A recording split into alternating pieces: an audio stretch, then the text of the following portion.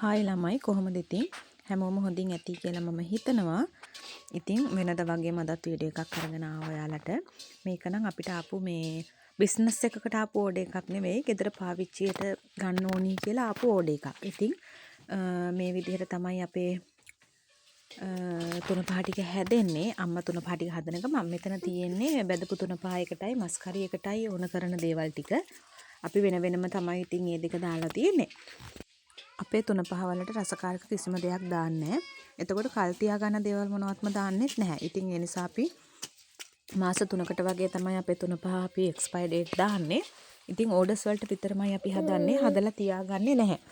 ඉතින් ඔයාලටත් පුළුවන් අපිට ඕඩර් එකක් දාන්න. බිස්නස් එකකටම නෙවෙයි ගෙදර පාවිච්චිට උනත් මේ අලුත්ම තුන පහ අපෙන් ගන්න පුළුවන් ඔයාලට. ඉතින් කැමති කවුරු හරි ඉන්නවා නම් අපේ WhatsApp නම්බර් එකට මැසේජ් එකක් දාන්න 077 25000 28 කියන නම්බර් එකට. නෝමල් කෝල් ගන්න එපා. මොකද ගොඩක් අය නෝමල් කෝල් අරගෙන තියෙන මේ පැත්තට සිග්නල් මදි නිසා කෝල් එන්නේ නැහැ. එතකොට ඇලර්ට් එකක් විදිහට තමයි ඒක එන්නේ. අනික මේ සිග්නල් නැති නිසා පොඩක් කතා කරන්නත් අමාරු. ඒ නිසා තමයි මම කියන්නේ ඔයාලට WhatsApp මේ මැසේජ් එකක් දාන්න කියලා. 077 25000 28 කියන නම්බර් එකට මේ WhatsApp මැසේජ් එකක් විතරක් දාන්න. ඉතින් මේ තියෙන්නේ අපේ මස් කරියකට මිරිස් ටික බෙදලා දැම්මට පස්සේ මේක දැන් කොටාගෙන යන්න ඕන. ඊට පස්සේ පැකින් කරන්නත් තියෙනවා. මම ඔයාලට මේ වීඩියෝ එක මේකටම එකතු කරන්නම්. අපිට ඕඩර් එක ආවේ ගෙදර පාවිච්චියට තුන පහ ඕන කියලා. ඉතින් මේ තියෙන්නේ තුන පහ 500 පැකට් එකක්. එතකොට මෙතන මේ තියෙන්නේ මස් කරි 200ක්.